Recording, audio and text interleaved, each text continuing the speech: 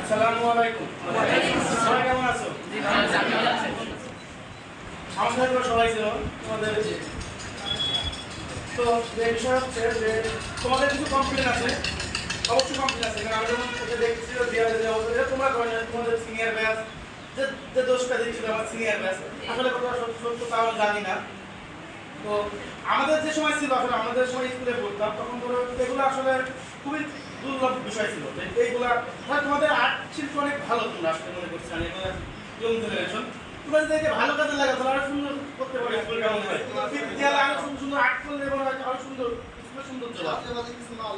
তো আমরা যেটা বলছি এটা তোমাদের দায়িত্ব, আমি বারবারই বলছি, কারণ আমাদের দায়িত্ব স্কুলের যে ইনস্ট্রুমেন্টগুলো লাগবে মোছার জন্য সেগুলো হয়তো স্যার তোমাদের প্রোভাইড করবে, আর কিন্তু বাকি যে দায়িত্ব তোমার নিজের